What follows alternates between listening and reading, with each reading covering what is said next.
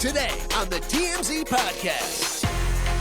Hello and welcome to the TMZ Podcast. I'm Charlie Cotton and today I'm joined by Derek Kaufman. How are you, Derek? I'm doing well as always. What do we have today? We got some goodies? We've got some goodies, really good ones. Because you pulled me away from reading Britney's book, so I got to know if this is worth my time. Well, Britney's book is apparently, according to her, the #1 celebrity memoir of all time in the first 24 hours. Says a lot about America. Go on. I don't know if it's 100% true, to be honest, but that's what she's saying. We'll talk about the luckiest family in Massachusetts.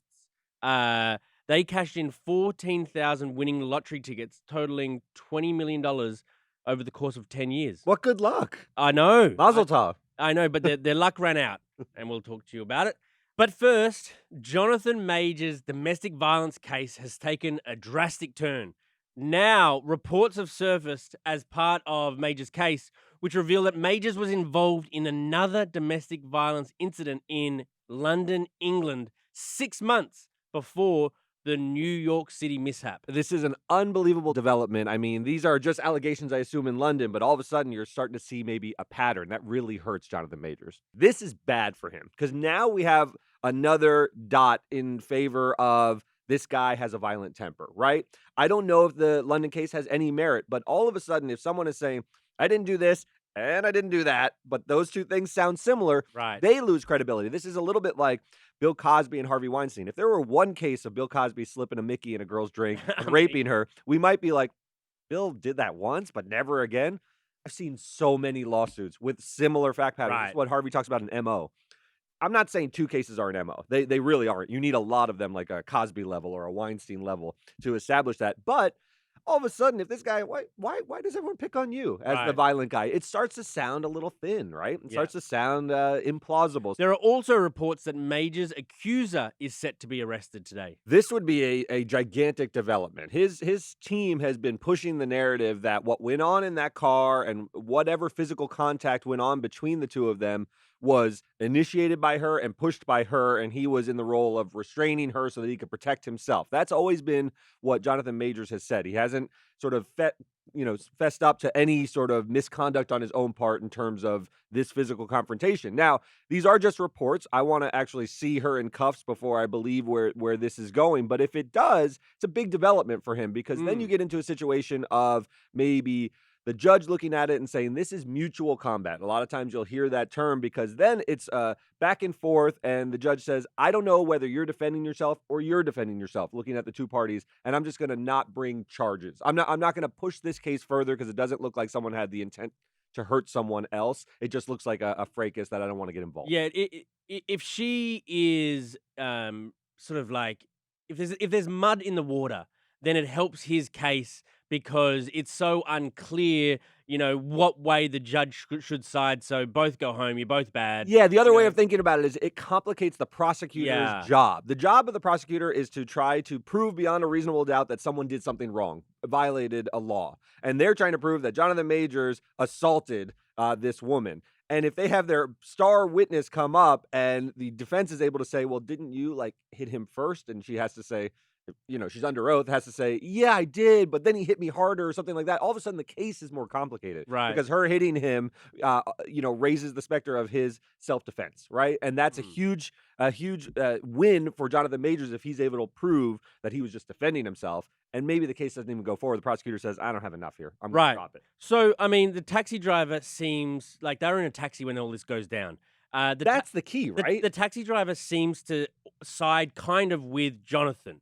But also the taxi driver, I don't know if we can take them completely at their word.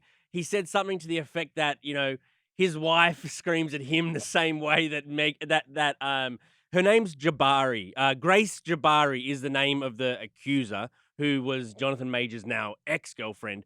And so she's accusing him of twisting and breaking her finger and bloodying her ear. And now Jonathan Majors is pointing at the taxi driver who kind of has his back, and also at security footage from later that night where she's using her finger and it looks just fine. You can see her and her ear doesn't look too bad, bad at all. I've always minimized the importance of that security footage, and here's why. When your adrenaline is pumping and before swelling sets in, you can get into a tussle and then continue your evening. A broken finger? I don't think it necessarily proves its case.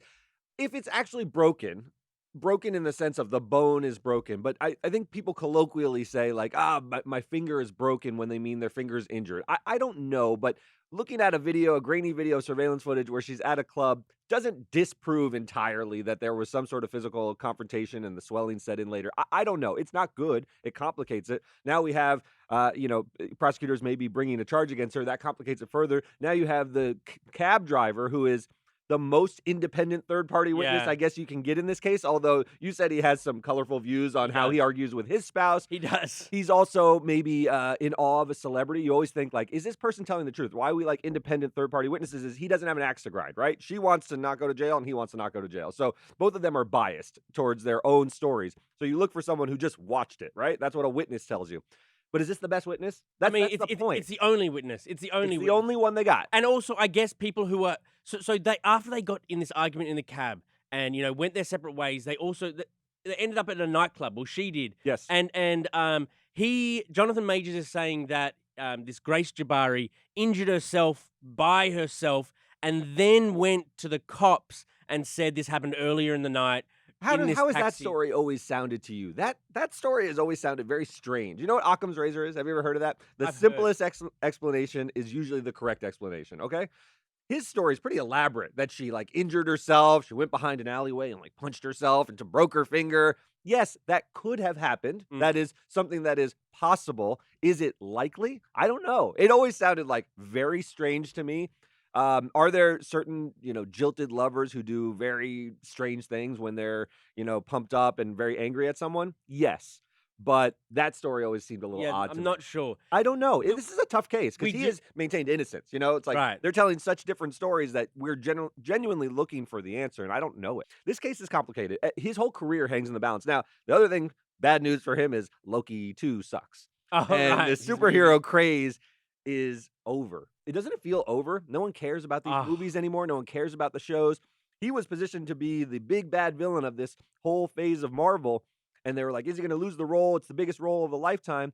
I'm not sure it's the biggest role of a lifetime anymore. No one cares as much about Marvel movies. So now he's just a big bad villain. Now he's just a big bad villain. It's like, I don't know. His life is a little bit in shambles. I hope he and Megan Good are enjoying each other's company because I think he's going to have some free time.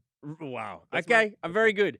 John Stamos. His memoir came out yesterday, as did Britney Spears's.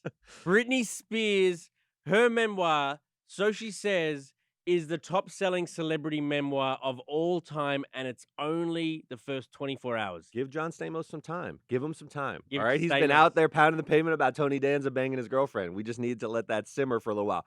This is huge. Is it that surprising? Britney's a big, big megawatt star who has had such a fall through the conservatorship and her sort of mental health issues. People are curious, and she's been leaving breadcrumbs and little teasers about what went on with Justin Timberlake. People love this. They're lapping it up. Look at our office. I know. Is it true, though? Because, Prince Harry's memoir came out recently, and we were talking about his memoir called Spare for ages. Michelle Obama has she's got a couple memoirs, I think. Yeah. I think you always see First Lady ones, but you're right. Spare was big, and it was global. He's a global celebrity in a way that Britney's mostly an American celebrity. So despite the fact that it's currently not on the New York bestsellers list, maybe they've still to update their website or numbers or something. A little lag time, yeah. Can it possibly be the highest selling memoir already in 24 hours? I know there's pre-sales and there's... Yeah, I don't know. I think she might be puffing a little bit, but those numbers do lag, and then they'll come out, and we'll know whether it broke a record. I don't think the New York Times is in the bag for Britney Spears to say she's the record breaker. It's a weird sort of memoir to be number one overall. I don't think anyone is looking for it to happen if it didn't happen. I think it's probably going to be close, though. You seem to be underestimating it. I'm not sure why you think she's not as big as she is. Well, she is big. She is big. I just she's just a mess. You know what I mean? But the mess and the height of the celebrity create this. When you see Prince Harry comes out with his memoir and he's not that well received afterwards. Jada Pinkett Smith, her memoir not well received. Britney Spears now. We're going, oh, these details, Britney. Is it in your best interests for your brand to release a memoir? I know it's a few bucks. You make some money with the memoir, but it feels like all these celebrity memoirs recently, like it makes you dislike the person a little bit. It doesn't feel like long money, like you said. It feels like you can cash this out once, but then it sort of tarnishes your brand going forward. I think that's certainly true for Prince Harry. I think he could have just been a prince who had like a nice royal life. Britney Spears, I think, doesn't have many options for her brand at this point. We saw so publicly the conservatorship, her speaking in court erratically. We see her on Instagram. There's not much to salvage. I don't think she's going to come back and be the pop starlet. She's my age, dude. Like that part's over. She couldn't come back and be like a Madonna. Like Madonna doesn't do it that well on stage, does she? I think that will still be available to her because her fans are so ardent. They just love her. If she turned it all around, you don't think there would be like a hero's welcome for Britney Spears to come back and drop a new track or do an Eras tour where she does "You Drive Me Crazy," "Baby One More Time," all the eras of her music? Let's do Vegas residency. Yeah, we'll start there. Yeah. We'll start. She's done a Vegas residency, and she had a massively successful one. But weren't people saying that she wasn't singing? Like yes, but that was at the height of the conservatorship. This one's going to be called like "The Woman in Me Come Out," and it's like the Freedom Tour or whatever you want to call it. There's a whole like way to brand Britney that is just like post conservatorship Britney. So she could do another Vegas residency. I think she could still put butts in the seats. Courtney and girls like that in our office would run to see Britney's free tour, right? I know. Yes, they would. But Jada's always been interesting. I don't want to like move too far off Britney, but what an unforced error. What a great life the Smiths had, and for her to just like trash it all publicly seems unnecessary because Britney's life was already coming in shambles, and she's sort of explaining what the wreckage looks like. Jada and Will could have just like ridden this out. They fooled us for 7 years. No one was asking, "Hey, are you two guys married?" Yeah, and so she's just like outing dirty laundry. I think that makes her look bad. I think she's lost a lot. Just so much ego that people need to know this private information about me. We don't really care. Have you seen what it's done to Will Smith is staggering to me. Have you seen? There's a meme of Will Smith like with that puffy crying face, and then Carlton and his happy family, and they're like Carlton ended up winning. He did. And it's so true. Like he was like the laughing stock from that show. Will Smith was the king of cool, and now I definitely think Carlton's cooler. Yeah, Alfonso Ribeiro. Yeah, dude. Hosted America's Funniest Home Videos, and like, man, what a life. Hey! Hosted Dancing with the Stars. He's killing it. Came out on top. He came out on top in the end, Carlton. Also, I got to mention, TMZ has a couple Britney Spears documentaries out. Yes, we do. We have a couple docs on the podcast network, which is TMZ Presents the Documentaries. And it's on our podcast network, which is the TMZ Audio Network. So go check that out now. The 2 episodes of our Britney Spears documentaries are up. They're really, really well done. Lots of inside information from all of our reporting on this. And we are the best in the business at that. So check it out. And we'll be putting out new documentaries every week. Oh, wow. Great info. Thank you, Derek. On to our final story, the luckiest family in Massachusetts. That's their title. That's Lovely. what people were calling them because over the space of about 10 years, a dad and 2 sons cashed in 14,000 winning lottery tickets, and the total prize for all those tickets, it equaled to $20 million. So let me tell you how they did it. This is beautiful because I already love this, but explain to me how this worked, how their luck was just so consistent. So did you know that if you win like a lottery or a scratches or something like that, the place that the money goes first isn't your bank account. If you've got any outstanding tax or child support, that is the first place any winnings go. Okay? Yes. So what this father and 2 sons did is they got like a conglomerate of convenience store owners. Okay. And they told these convenience store owners, if anyone wins over $600, ask them if they've got any outstanding debt and tell them about what's going to happen to their money. Yeah. So what they could do, and this is their pitch, and this is what they 14,000 tickets they got because of it. They said, we'll take a 10% cut and we will claim the ticket. And then after we claim the ticket, we'll shoot you all of your winnings minus 10% so that the IRS and other people don't put their hands in it. Don't put their hands on your money. This is genius. Yeah. I love this family. I know this is A crime? I guess it's a crime. Yes, because It it's is a crime. They're Yeah. going to jail. They're Well, going to jail. what a clever one. It is certainly a crime, but they are circumventing. So if you owe more than 10% of what your winnings are, let's say they have to go to child support payments or tax liens or whatever, Yes. and that's going to get skimmed off the top. Let's say they'll skim off even 11%. This family comes to you and says, I'll take 10%. You Yes. keep that extra percent in your pocket. I claim the ticket, and then I send you the balance of the 90%. Everyone wins except the poor moms who are trying to collect child support and Uncle Sam who wants his taxes, but screw them. And Massachusetts as a state, the IRS, because this is now apparently the biggest fraud in Massachusetts state history. This is incredible. Isn't it? It's I great. have never heard or thought of this kind of scheme, and I'm sort of mad at myself. that you didn't come up Because with it first. What a scheme. Look how long it lasted, because, when a Ages. scam can last where they did this to 14,000 tickets, it's ingenious, because it seems to me that they did it with their family members because they'd get too much suspicion if Yeah. I just did it. Yeah. If I cashed 14,000 tickets, all of a sudden it'd be like, oh, is this guy cashing so many tickets? But he You got to spread them he out. spread it out. Yes. He used his family members. His little son goes in there, hey, I won the lottery. Totally. And his other son. Wow. And then they had to spread it out even further, I think, because, 14,000 is a lot of times to win in the space of a decade. Why did we even do any other stories? I want to bring this family in. I want to Yes. drop confetti. Look, they're criminals. This is I do want to say somewhat serious, but Entrepreneurial criminals. very entrepreneurial. There's something different about, and I'm not even sure this is white collar, because lottery crime, it's not really business crime. It's like I don't know, gray collar. Grey collar crimes. It's great. I love it. So they were caught in the end through like a bit of a sting operation. Yeah. Where because they were onto them, you guys can't be this lucky. Like a cop sort of went in and tried to claim his winning ticket and tried to do it through these guys, the dad and the two sons.